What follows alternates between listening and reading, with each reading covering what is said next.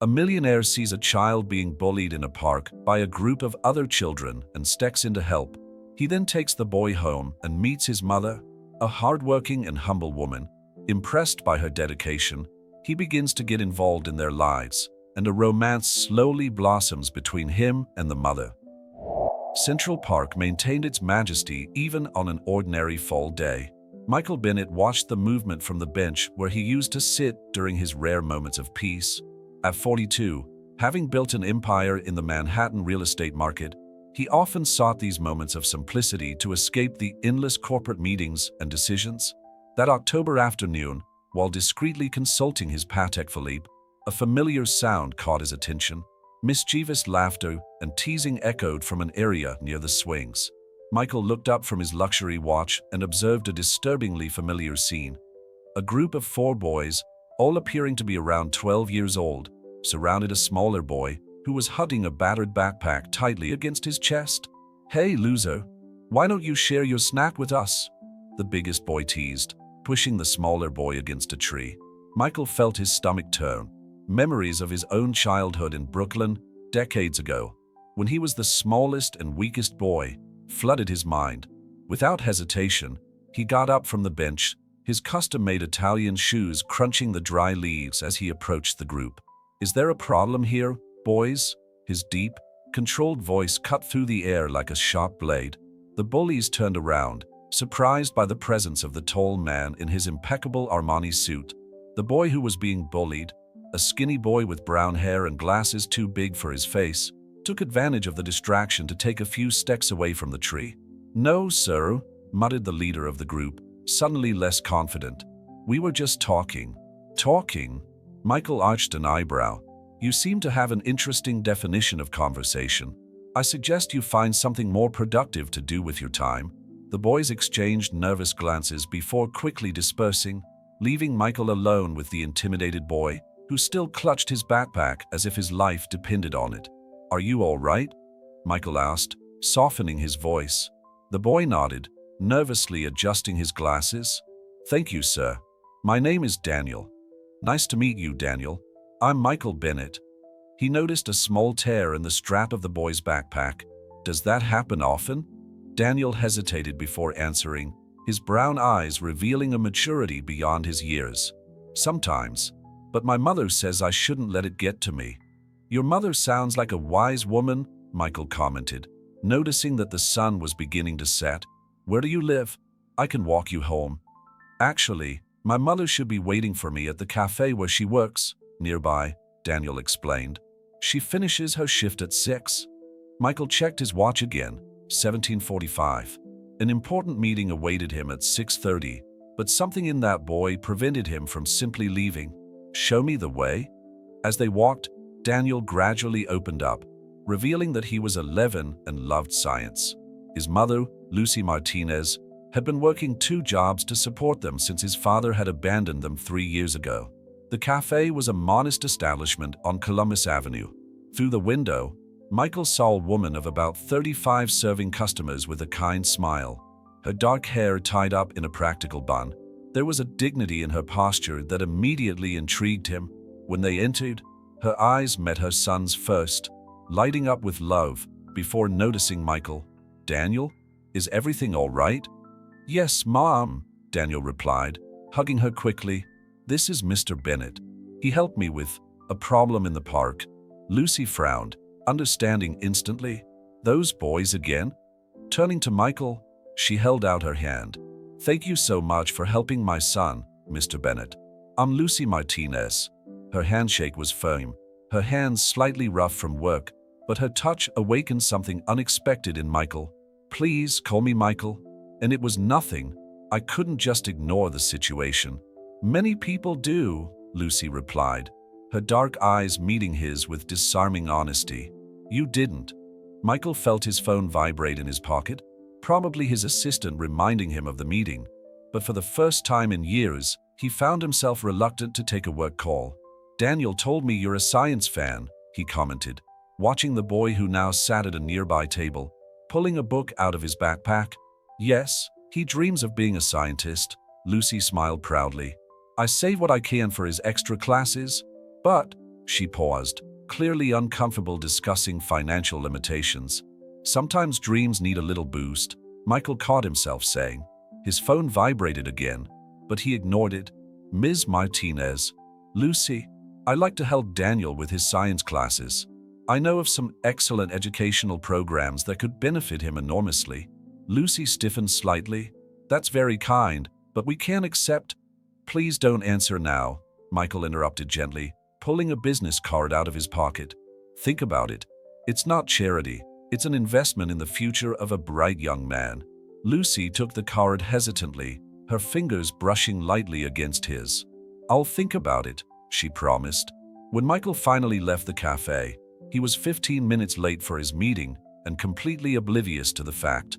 His mind was occupied with images of honest eyes, a kind smile, and the feeling that something significant had just begun in his perfectly organized life. In the cab on the way to the office, he realized that, for the first time in a long time, he felt truly alive. The chance encounter in the park had awakened something he didn't even know was dormant, a desire to make a difference in someone's life, not through business or contracts, but through genuine human connection. The morning after the meeting in the park, Michael found himself distracted during his executive meeting on the 45th floor of his Manhattan building. While his CFO presented financial projections for the next quarter, his thoughts wandered to Lucy Martinez and her son. The business card he had handed over weighed on his conscience like a silent commitment. Michael, any comments on the proposal? His vice president's voice brought him back to reality. Excuse me, Caroline, can we pick this up after lunch? He asked, surprising everyone in the room. Michael Bennett never put off financial discussions. Alone in his office, he allowed himself to examine why that chance encounter had affected him so much. Through the glass wall, he watched the city he had helped reshape with his real estate ventures. His empire had been built on cold, calculated decisions, but something about Lucy's quiet dignity and Daniel's resilience had touched a long-dormant part of his being. Her phone rang, displaying an unfamiliar number. Michael Bennett. Mr. Bennett, it's Lucy Martinez. Her voice sounded hesitant but determined. About your offer yesterday. Please call me Michael, he interrupted softly. And yes, my offer still stands. There was a pause on the other end of the line. I've thought about it a lot. Daniel? He was so excited when I mentioned the possibility of extra science lessons. But I need to be clear. I can't accept charity. Michael smiled, admiring her pride. It's not charity, Lucy. Consider it an investment in the future. I've met many talented people who just needed a chance to shine. Still, how about we meet to discuss it in person? He suggested. We could have lunch and talk about the possibilities for Daniel. Another moment of silence. I only have an hour for lunch, and I have to pick Daniel up from school. I can meet you at the cafe where you work, if you prefer. At 12:30? After agreeing on the time, Michael realized he was smiling. For the first time in years, a simple lunch meeting was making him anxious. At the agreed time, he entered the cafe, noticing how the atmosphere had changed from the hectic period of the night before to a quieter one during the day. Lucy was sitting at a table at the back, still wearing her work uniform, with Daniel beside her, leaning over a science book. Hello, Mr. Bennett. Daniel greeted him with genuine enthusiasm. Michael, please, he replied, taking a seat. What are you reading? It's about black holes. The boy's eyes sparkled as he explained complex concepts with surprising clarity for his age. Lucy watched the interaction with a mixture of pride and caution. Daniel has always been fascinated by astronomy, she commented, ever since he was little. My mother bought a used telescope last year, Daniel added. Sometimes we go up to the roof of our building to look at the stars. Michael noticed how Lucy blushed slightly, perhaps embarrassed by the mention of her financial limitations. You know, Daniel, I have a friend who was a professor of astronomy at Columbia. I'm sure he'd love to meet someone so interested in the subject. The boy's face lit up, but he instinctively looked at his mother before showing much enthusiasm. Mr. Bennett. Michael, Lucy began. I really appreciate your kindness, but I need to understand exactly what you're proposing. Michael straightened up in his chair. There are excellent extracurricular science programs in the city. I'd like to sponsor Daniel's participation in some of them. No strings attached, as they say. There are always strings attached, Lucy replied softly, years of experience echoing in her voice. Maybe, Michael admitted, but in this case, the only return I'm looking for is to see a talented young man get the chance he deserves. He hesitated before continuing. When I was Daniel's age, I was also the kid that others bullied. A teacher noticed my interest in business and took me under his wing. That opportunity changed my life. Lucy studied his face for a long moment, as if looking for signs of concealment. What she found seemed to partially satisfy her. If, she began, choosing her words carefully, if we accept your help, we need to set clear boundaries. Naturally. And I want to contribute in some way, she insisted. I can't pay much, but something. Michael nodded, respecting her need to maintain dignity. We can discuss the details. The important thing is to get started. Daniel, who had been extraordinarily quiet during the adults' conversation, finally spoke up. Mom, please? I promise to try very hard.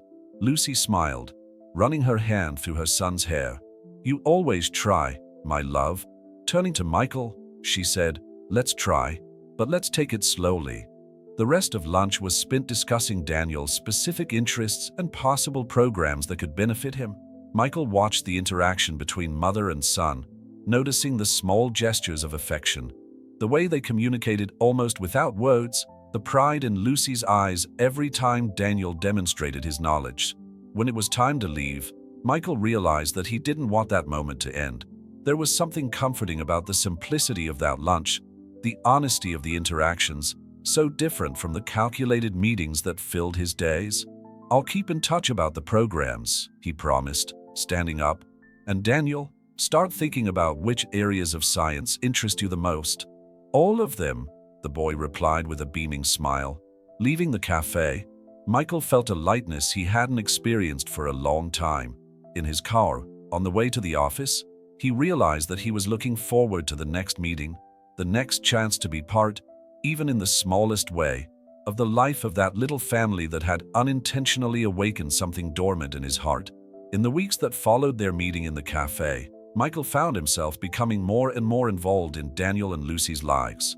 What had begun as a simple offer of educational help turned into something deeper, a connection he hadn't planned on, but which now filled a void he hadn't even known existed. On a particularly busy afternoon in his office, Michael was receiving updates on Daniel's progress in the science program he had recommended. The program coordinator, Dr. Peterson, couldn't contain his enthusiasm. Mr. Bennett, in 30 years of education, I have rarely seen a student with so much natural potential, the teacher commented via video chat. Daniel absorbs complex concepts with impressive ease. Michael smiled, feeling a pride that surprised him with its intensity. Lucy will be happy to hear that. She's been worried about whether her son is adapting well. Ah, Mrs. Martinez, Dr. Peterson nodded. She shows up for every class, you know. She sits discreetly at the back of the room, taking notes. It's rare to see such dedication. That information touched Michael deeply. He could imagine Lucy, probably exhausted after a long day at work, determined to take part in her son's education, even if only as a silent observer. That evening, contrary to his usual habits, Michael drove to the modest neighborhood where Lucy and Daniel lived. The cafe was just closing when he arrived, and he found Lucy clearing away the last few tables. Michael? She looked surprised to see him. Has something happened to Daniel? No, he reassured her quickly. In fact, I got some great news about his progress today. Dr. Peterson is impressed. Lucy's face lit up with pride. He's so happy with his classes. He spends hours telling me about every experiment, every new theory he learns. I hear you've been attending classes, Michael commented softly, noticing how she blushed slightly. Oh, that. She nervously ran her hand over her apron. I know it may sound silly, but I want to understand what he's learning to be able to take part in his conversations. It's not silly, Michael interrupted gently. It's admirable. Lucy stopped her wiping motion, meeting his eyes. Sometimes I worry that I'm not enough for him. Daniel is so brilliant. He has so many dreams. You're more than enough, Michael replied with conviction. The way you dedicate yourself to him, how hard you work to give him opportunities. Lucy, you're extraordinary." The moment between them was charged with an unexpected intensity. Lucy looked away first, going back to arranging the chairs. "I need to close the cafe." "Let me help," Michael offered, removing his designer jacket and rolling up the sleeves of his shirt. Lucy laughed. "A millionaire businessman cleaning tables? I've done a lot worse in my days as a waiter in college," he replied with a smile, picking up a cleaning cloth. They worked in comfortable silence for a few minutes, until Lucy asked, "Why are you really here, Michael?" He paused, considering the question. "Honestly, I don't know. Something brought me here. Maybe I needed to see you." The simplicity of the confession took them by surprise. Lucy leaned on one of the tables, studying him intently. "This is dangerous." "What?" "That. Us. These connections that are forming," she elaborated. "You live in a very different world from me, Michael. What if I told you that your world seems much more real than mine?" He took a step towards her. "That for the first time in years I feel present?" Lucy closed her eyes briefly. "I can't afford to dream, Michael. I have Daniel to think about." "Daniel is exactly why we should explore this," he argued softly. "What I've seen between you two, that dedication, that unconditional love, it makes me want to be a part of it. What if it doesn't work out?" Lucy asked, vulnerability in her voice. "What if Daniel gets attached to you, and then—" "I won't disappear," Michael promised. "Whatever happens between us, my commitment to Daniel's education remains." The silence that followed was filled with unspoken possibilities. Finally, Lucy said, "Can we have dinner tomorrow? The three of us? Nothing fancy, just dinner." Michael felt his heart race at the simplicity of the invitation. "I'd love to. Can I pick you up after your shift?" "At 7, she agreed with a small smile. When Michael finally left the cafe, night had completely settled over the city. In his luxury car, he found himself smiling at the reflection of the city lights. His world of real estate deals and endless meetings seemed distant and colorless compared to the simple moments he had been sharing with Lucy and Daniel. His phone rang. It was his assistant reminding him of an important dinner with investors scheduled for the following evening. "Cancel it," he instructed. "Something more important has come up." For the first time in his professional life, Michael Bennett was choosing heart over business, and it felt surprisingly liberating. The promised dinner turned into a series of casual encounters over the following weeks. Michael found himself looking forward to these simple moments: dinners at family restaurants, Sunday afternoons at the Science Museum with Daniel, and quiet chats with Lucy after the cafe closed. On a particularly pleasant autumn evening, while Daniel took part in a special activity in the science program, Michael and Lucy walked along the High Line, the elevated park that snaked through Manhattan. The city lights twinkled around them like earthly stars. "You know," Lucy began, her hands holding a cup of coffee to warm herself, "when we first met, I did some research on you." Michael arched an eyebrow, amused. "And what did you find out?" "Michael Bennett, real estate prodigy, Fortune 500, divorced." She paused. "No children." "Ah," he replied softly, realizing the direction of the conversation. "Do you want to know why?" Lucy nodded, her eyes fixed on the city below. If this is happening, I need to understand." Michael inhaled deeply, organizing long-held thoughts. "My marriage to Amanda was more of a corporate merger than a union for love. Two influential families, social expectations." He paused, leaning against the parapet. "After 5 years of trying to have children, we discovered that I couldn't." Lucy watched him intently, noticing how his features softened as he revealed this vulnerability. "Amanda wanted to try every possible treatment, but I was already so tired of turning even that into yet another corporate goal to be achieved." He smiled sadly. "That's when I realized that we weren't a couple trying to build a family. We were two executives trying to fulfill a goal." "I'm sorry," Lucy murmured, her hand finding his on the windowsill. The divorce was amicable. Amanda remarried 2 years later, has 2 children now. Michael turned to Lucy, and I plunged further into work, building taller and taller buildings, as if I could fill that void with concrete and steel. Until I found a boy being bullied in the park, Lucy added softly. Until I met a family that made me question everything I considered important, he corrected, his eyes meeting hers with intensity. The moment was interrupted by Lucy's phone. It was Daniel, excited to tell her about the experiment he had carried out in class. "Mom, we made a static electricity generator, and Dr. Peterson said that next week we're going to work with a real electron microscope." Lucy put the phone on speaker, allowing Michael to join in the boy's enthusiasm.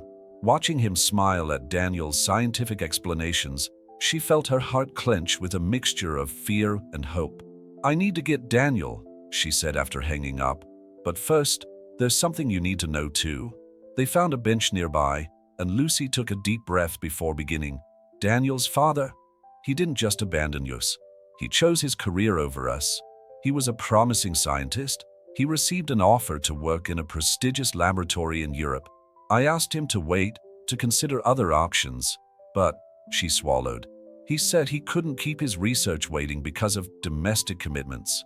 Michael felt a surge of anger at the man who had abandoned that extraordinary family. "He didn't deserve you." "Daniel was 8, Lucy continued. "For months, he believed that his father would come back. He kept clippings from scientific journals, thinking that if he showed enough interest—" Her voice faltered. Michael wrapped his arms around her, feeling her tremble slightly. "Is that why you're so afraid to trust me?" "I'm afraid of Daniel getting even more attached to you," she admitted against his chest.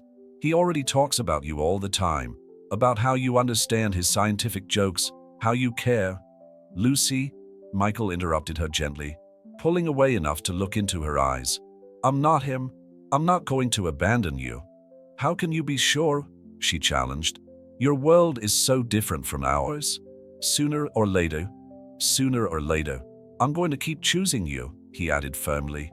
"Because for the first time in my life, I found something more valuable than any real estate development." The silence that followed was filled with the distant noise of the city and the weight of shared truths. Finally, Lucy pulled away gently. "I need to pick up Daniel," she said, but there was a new softness in her voice. "Let me take you," Michael offered. "We can stop by that pizza place Daniel loves on the way." Lucy hesitated for a moment before nodding. As they walked towards Michael's car, their fingers intertwined naturally, as if their fears and hopes were also intertwining into something new and promising. During dinner, watching Daniel animatedly explain his experiment, using ketchup sachets and salt shakers as improvised props, Michael realized that he was exactly where he was supposed to be, in a simple Brooklyn pizzeria, with a family that had transformed their world of empty mansions and endless meetings into something full of life and meaning. Lucy, catching his gaze across the table, smiled shyly, and Michael knew that she too was beginning to believe that some stories can have different endings to the ones we fear. Fall in New York was beginning to give way to winter when the first big storm of the season hit the city. Michael watched the raindrops drip down the window of his 45th floor office, his thoughts invariably turning to Lucy and Daniel. In the last few weeks, his life had been transformed in a way that even his most daring real estate ventures hadn't managed. His phone vibrated. It was a message from Lucy. "Problem with the building's heater. Daniel has a fever. Trying to find a technician, but with this storm." Michael didn't hesitate. "I'll be there in 30 minutes. Pack a backpack for a few days." "Michael, you don't have to. Please, let me help." The digital silence that followed was broken by a simple reply, "Thank you." On the way to their apartment, Michael made a few calls. First, to his housekeeper, asking her to prepare 2 guest rooms in his penthouse. Then to his private doctor, requesting a visit later that evening. The building where Lucy and Daniel lived was one of those old Brooklyn buildings with chronic maintenance problems. Michael found Lucy on the 3rd floor, carrying a modest backpack and holding Daniel, who was wrapped in several blankets. "How bad is it?" Michael asked, gently touching the boy's forehead. 38.5 degrees Celsius at the last measurement, Lucy replied, the concern evident in her voice. "It started last night, but it got worse with the cold in the apartment. Let's take him to my place. Dr. Roberts will be there in an hour to examine him." Lucy hesitated. "Michael, a private doctor? I can't." "Lucy," he interrupted her gently, "this is no time for pride. Daniel needs care, and I can help. Please." Something in the vulnerability of his plea seemed to touch Lucy deeply.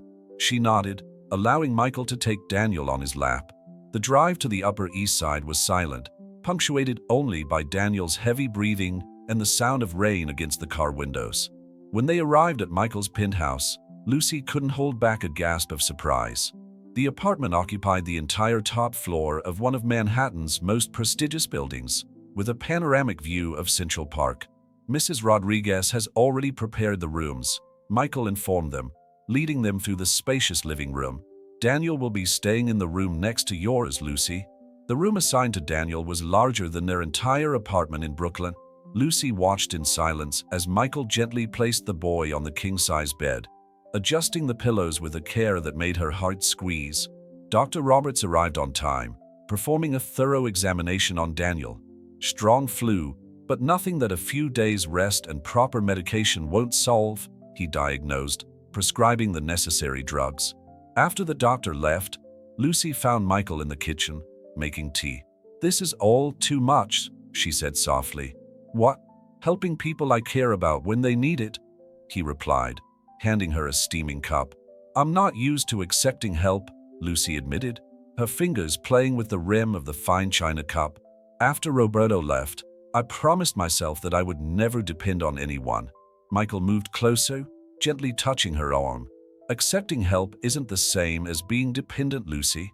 It's allowing someone who cares about you to show it through their actions." "And do you care?" she asked, finally meeting his eyes. "More than I ever thought possible," he replied with an honesty that surprised him. "You too changed something in me, something fundamental." Lucy placed her cup on the counter, her hands trembling slightly. "I'm afraid, Michael. Afraid of trusting, of believing, of falling in love," he added softly. "Yes," she whispered, "because it's not just about me. It's about Daniel too. And he's already gotten so attached to you." Michael stepped forward, eliminating the distance between them. "Lucy, when I met you in that park, something inside me awoke. My whole life had been built around material success, but it was empty. You showed me what really matters." Silent tears streamed down Lucy's face.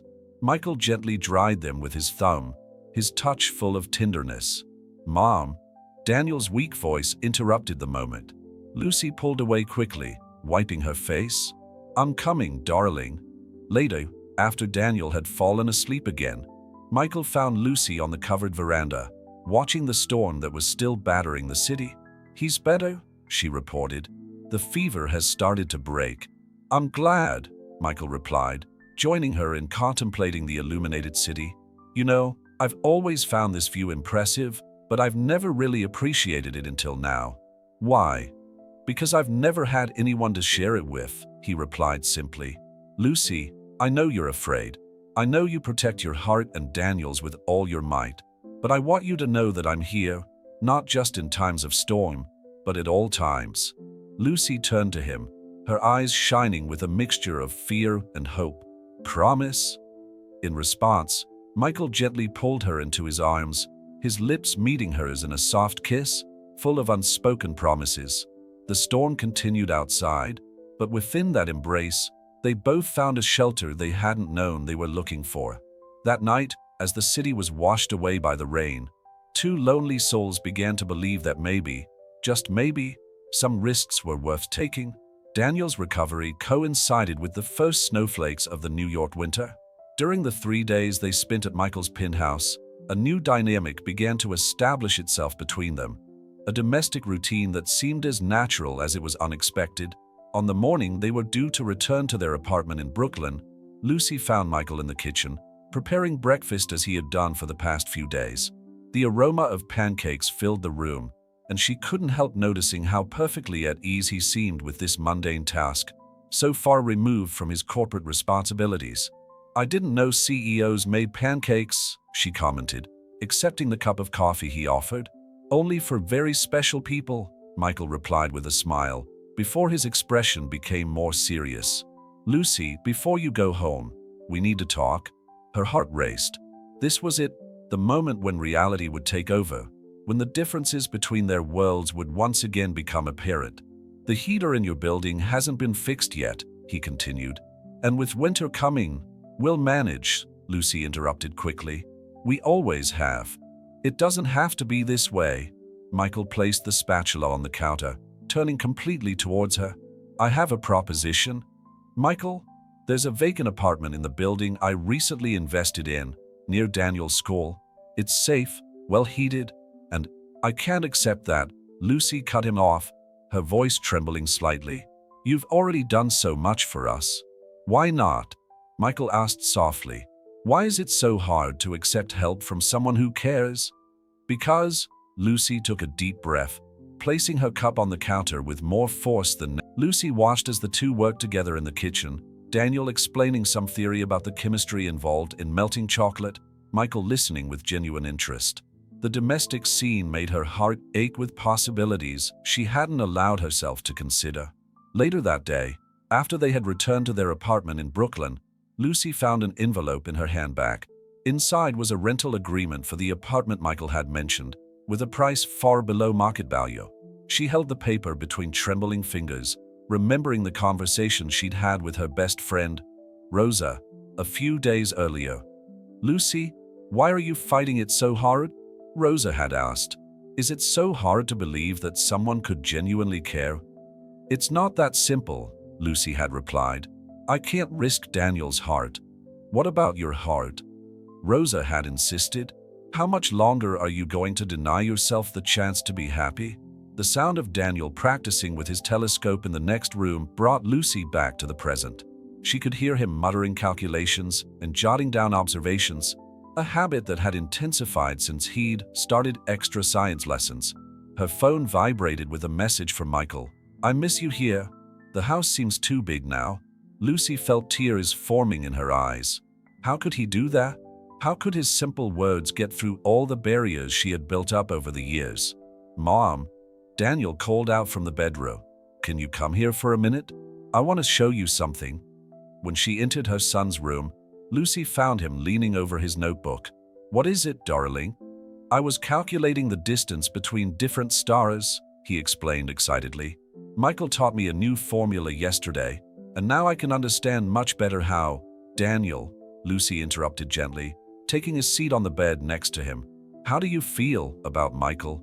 The boy stopped his explanations, considering the question with the seriousness he always showed in important matters. He's different, Mom. He's not like the other guys who tried to impress you before. He really cares. With both of us. Lucy felt her heart squeeze. What if it doesn't work out? What if it does? Daniel replied with the simplicity of youth.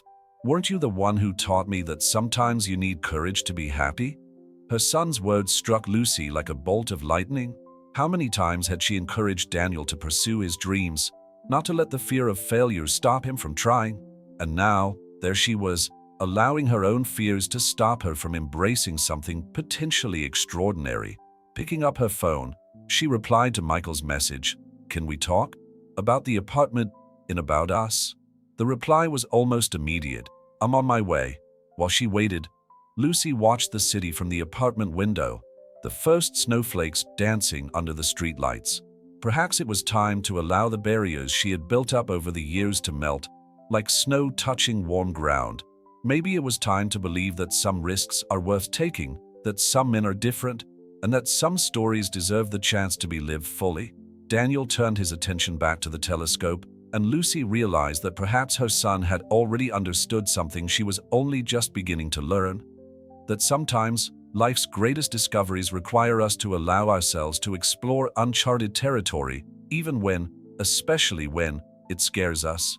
Lucy's decision to consider moving into the new apartment triggered a series of events that neither she nor Michael could have foreseen. The first of these occurred during an elegant charity event where Michael was to be honored for his philanthropic contributions to the city. Are you sure you want me to go? Lucy asked for the third time, nervously adjusting the black dress lent to her by Rosa. I don't know if I belong in that kind of environment.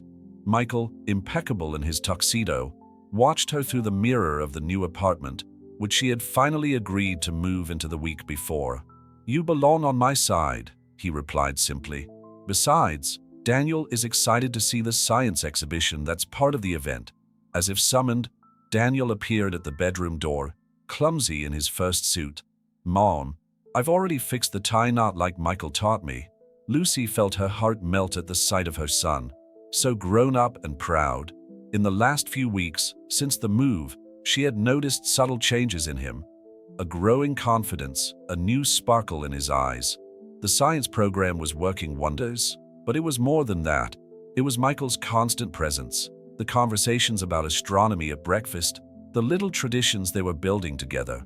The event was taking place at the Metropolitan Museum of Art, its staircase illuminated by hundreds of lights. As they climbed the steps, Lucy felt the curious stares of the other guests. Whispers followed them. "Is that Michael Bennett? Who is she?" "Breathe," Michael murmured close to her ear, his hand firmly on her back. "You look stunning." Daniel, oblivious to the social tension, was completely absorbed by the scientific exhibition set up in one of the galleries. "Look, Mom, there are prototype satellites here." The evening progressed like an exercise in contrasts. While Daniel charmed the scientist present with his insightful questions, Lucy navigated a sea of social conversations with growing discomfort. It was during one of these moments that she met Amanda, Michael's ex-wife. "So you're Michael's new partner?" Amanda commented, her smile perfectly calculated. "It must be fascinating for you. This whole new world." Lucy felt the veiled sting in her words. "Actually, I prefer the simplicity of my coffee. More genuine people." "Ah, yes, the coffee." Amanda laughed softly. "You know, darling, Michael always had, how can I put it, a savior complex. Helping the less fortunate makes him feel good about himself." Before Lucy could reply, Michael appeared at her side. "Amanda," he greeted coldly. "I see you've met Lucy." "We were having a lovely chat," Amanda replied, "about how people sometimes confuse charity with love." Lucy felt Michael's body stiffen. "Lucy is not a charity, Amanda. She's the woman who made me rediscover what really matters in life." "Please," Lucy interrupted, her voice trembling slightly. "I don't need you to defend me. Excuse me." She walked away quickly, her borrowed sandals echoing on the marble floors. She found refuge on a secluded balcony, the cold December air a blessing on her warm face. "Mom," Daniel's voice reached her. "Is everything all right?"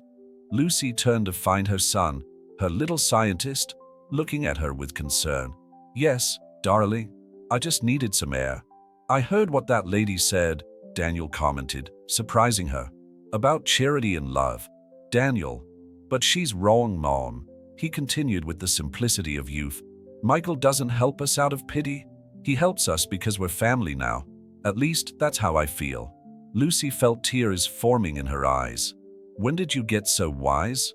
"Probably when you started letting me watch the stars late," he smiled, hugging her. "Michael found them like this, mother and son embracing under the New York winter sky. Can I join you?" Lucy pulled away slightly from Daniel, wiping her eyes.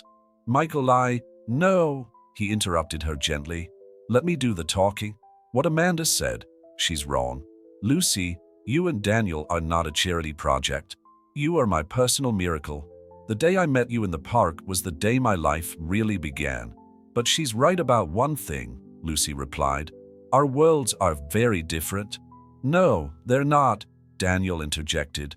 "It's all a question of perspective. Like in astronomy, depending on where you look, the constellations look different, but they're the same stars." Michael smiled at the boy. "See, your son is wiser than all of us." "Mom," Daniel continued, "remember when you told me that sometimes you need courage to be happy? I think now is one of those times." Lucy looked at her son, then at Michael, and felt something settle in her heart. Maybe Daniel was right. Maybe it really was a question of perspective. And from her current perspective, she saw a family forming, imperfect and unexpected, but real. "Can we go home?" she asked softly. "Home," Michael repeated, hope in his voice. "Yes," Lucy smiled, taking his hand. "Home, where we can be ourselves, without judgment or expectations." As they left the event by the side door, avoiding the social goodbyes, Lucy realized that perhaps true courage lay not in facing the world's judgments, but in allowing oneself to be happy in spite of them. Daniel walked ahead of them, still talking about the satellites he had seen, and Michael held his hand as if it were something precious. Perhaps some worlds needed to collide so that something new and extraordinary could be born. Life in the new apartment had found its rhythm in the weeks following the event at the Metropolitan. Lucy discovered that the physical change also represented a deeper transformation in her life, not just in terms of material comfort, but above all in the way she allowed herself to dream of previously unthinkable possibilities. On a particularly cold Saturday morning in January, Lucy watched through the panoramic window as Michael taught Daniel how to make more complex calculations for his astronomical observations. The domestic scene warmed her heart, but also brought up fears that she was still struggling to overcome. Jupiter's orbit, Michael explained patiently, can be calculated using this formula. See how the numbers relate? Daniel nodded enthusiastically, his glasses slipping down his nose as he pored over the calculations. It's like a mathematical dance. Lucy smiled, remembering how, just a few months ago, her son used to make solitary observations from the small window of their old apartment. Now he had not only a mentor, but a father figure who was genuinely interested in his development. The intercom interrupted the moment. "Mr. Bennett," the doorman's voice sounded hesitant. "There's someone insisting on seeing you. He claims to be the boy's father." The silence that followed was deafening. Lucy felt her body freeze as Daniel looked up from his calculations, his expression a mixture of shock and apprehension. "Roberto?" Lucy whispered, more to herself than as a question. Michael stood up slowly, his face a mask of controlled calm. "Do you want me to send him away?" Before Lucy could answer, Daniel said, "I want to see him." "Daniel, you don't have to," Lucy began. "Yes, I do, Mom," he interrupted with surprising maturity.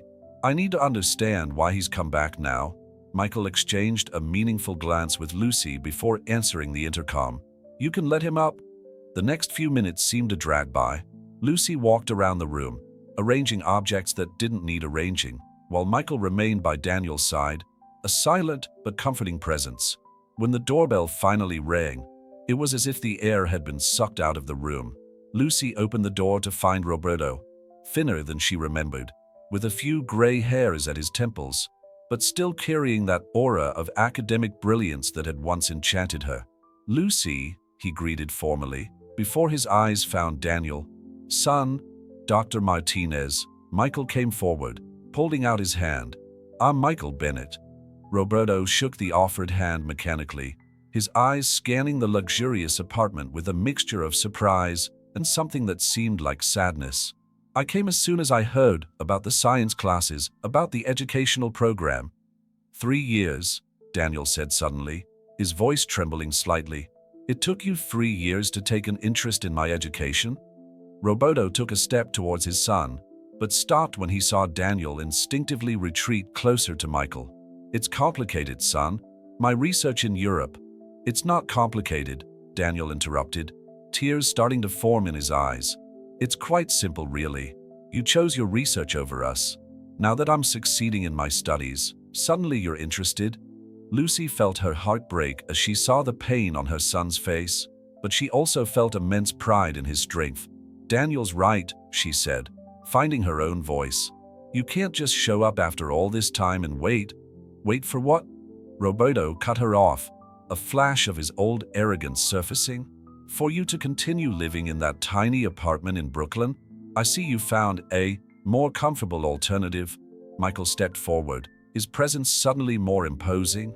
"If you're implying something, Dr. Martinez, I suggest you be direct." "Just observing how things have changed," Roberto replied with a humorless smile. "A millionaire businessman interested in helping a waitress and her son? Quite convenient." "Stop." Daniel's voice cut through the air like a whip. "Don't talk about my mother like that. And don't talk about Michael like that. He's been more of a father to me in a few months than you have in my whole life." The silence that followed was heavy with unspoken truths. Roberto seemed to have aged years in minutes, his academic posture giving way to something more vulnerable. "I came because," he hesitated, "because when I saw your name on the Young Scientist Program bulletin, I realized how much I had lost, how much I'm still losing." "Some losses are our choices," Lucy replied softly. "You chose to lose that, Roberto. Now you have to live with that choice." Daniel approached his mother, taking her hand.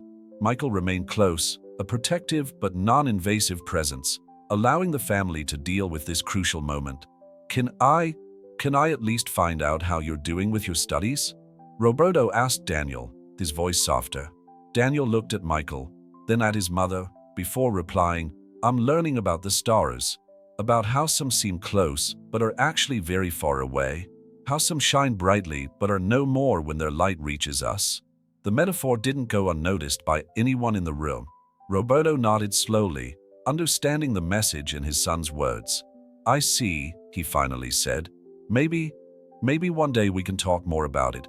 Maybe, Daniel replied, but his tone suggested that that day was in the very distant future.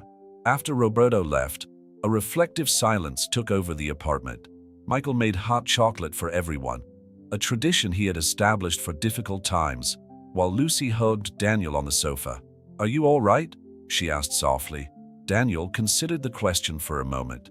You know, Mom, I learned something about black holes recently. Even the heaviest things in the universe can't pull us in if we're beyond their event horizon. Michael smiled, handing over the steaming mugs. And you think you're already beyond that horizon? I think we all are, Daniel replied, looking at his new family with a soft smile. We've built our own galaxy here. Lucy felt silent tears run down her face, but this time they were tears of gratitude for their extraordinary son, for the man who had brought so much love into their lives, and for the courage they had all found to build something new and precious together. Spring was just dawning in New York when Lucy realized that her life had been transformed in ways she had never imagined possible. The encounter with Roberto had left its mark, but it had also served as a catalyst for important changes in the family dynamic that she, Daniel, and Michael had been building. One particularly pleasant afternoon in March, Lucy was organizing some documents in her new office. Michael had insisted that she needed her own space in the apartment. When she found the old business card he had given her that first day at the cafe, the memories made her smile, but they also brought up a decision she had been putting off. Thinking of something specific? Michael's voice surprised her. He was standing in the doorway, watching her with that look that always seemed to see through her defenses. I found your card, she replied, showing him the small rectangle of premium paper. It looks like it was in another life. Michael approached, taking a seat on the edge of the table. Have you been regretting anything? No, Lucy answered promptly, then hesitated. But I've been thinking a lot about some things since Roberto showed up. About identity, about who I am and who I want to be. Lucy took a deep breath before continuing. I resigned from the cafe today. Michael arched his eyebrows in surprise. Lucy, it's not what you think, she interrupted him gently.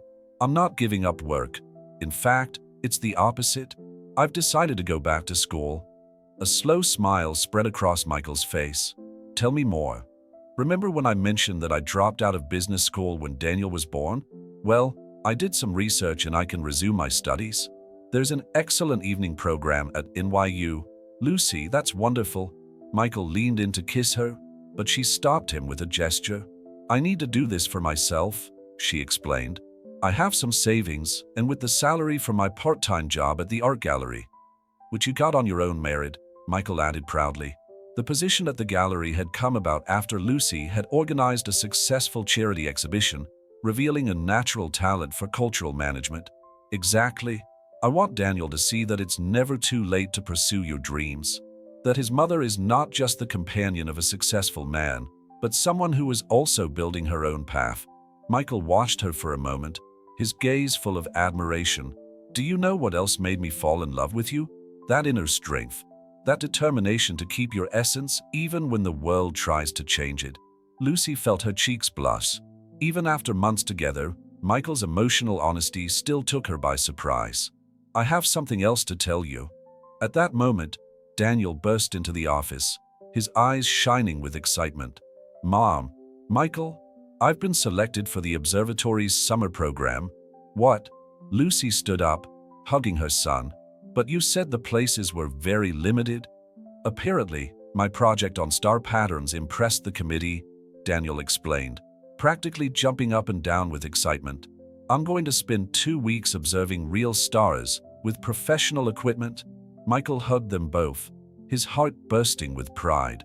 This deserves a special celebration. How about dinner at our favorite place?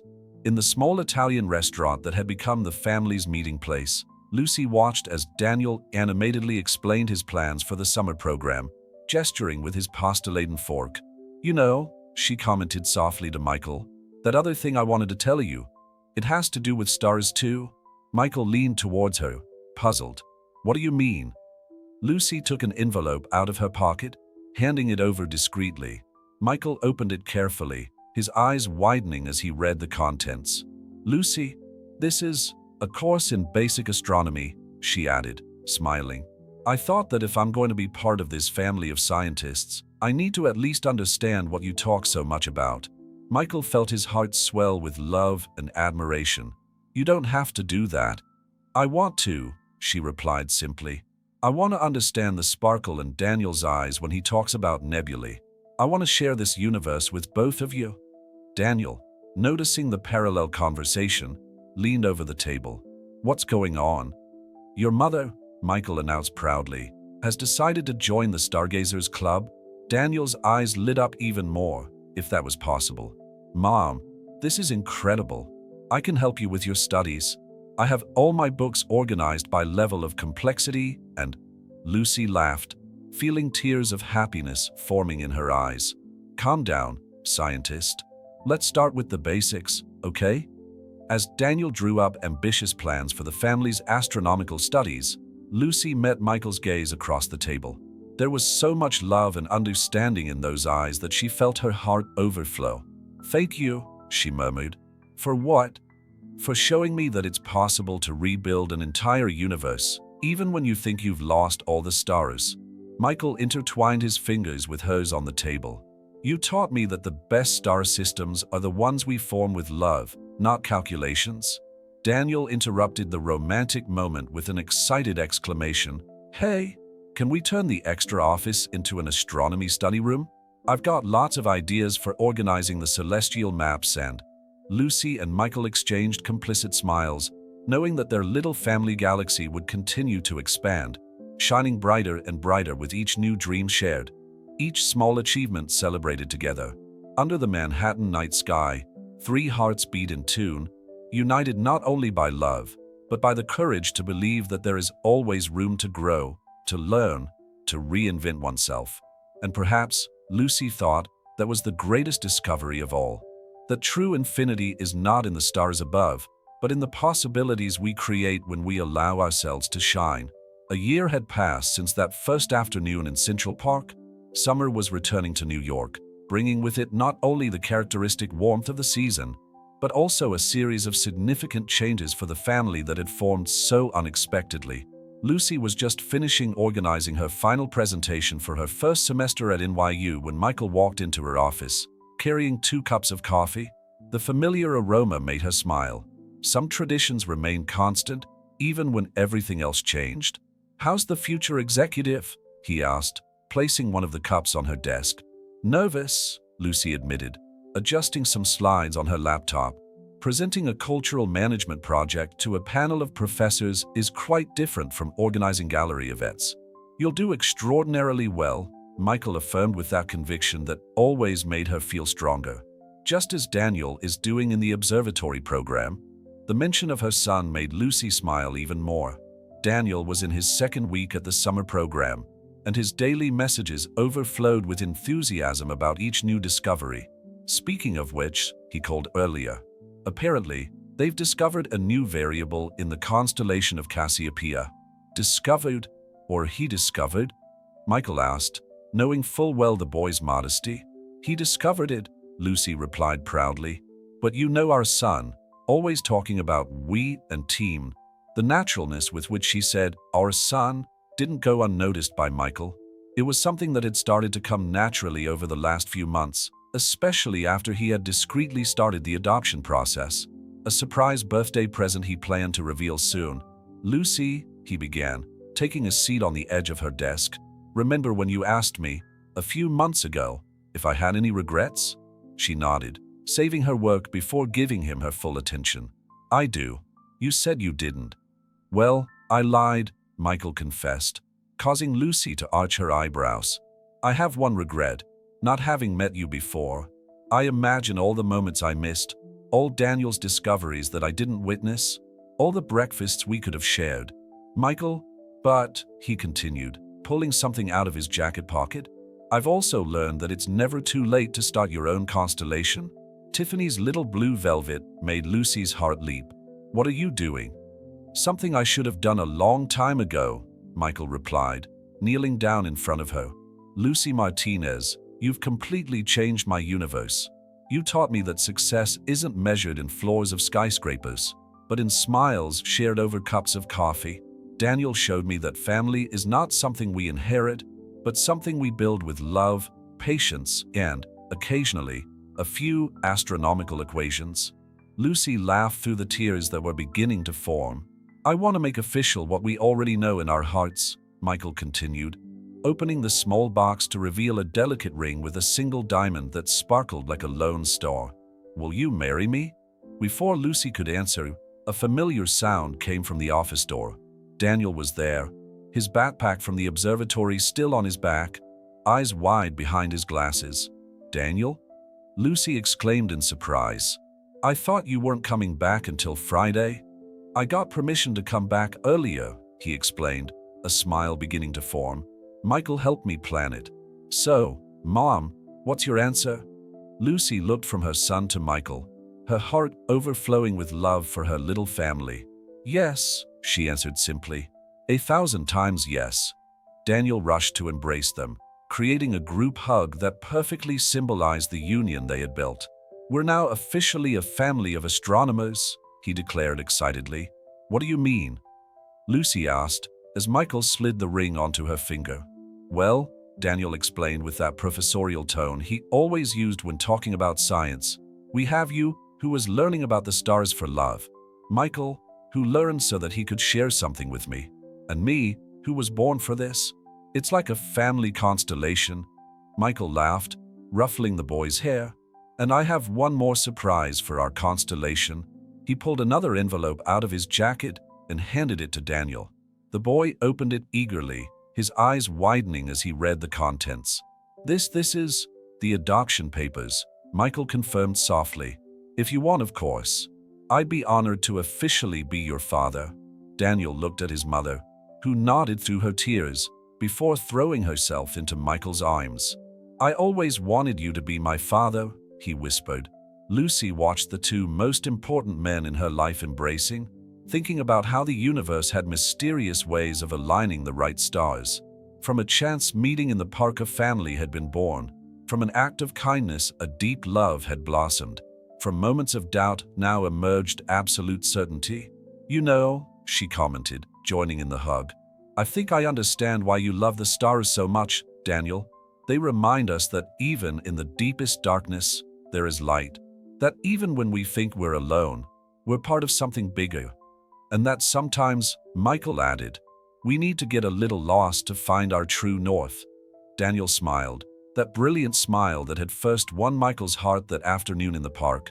Can I give a speech at the wedding about how love is like gravitational force? Lucy and Michael laughed together, and at that moment, in an office in Manhattan, 3 hearts were beating in perfect harmony, like stars in the same constellation, united not only by fate, but by the conscious choice to shine together.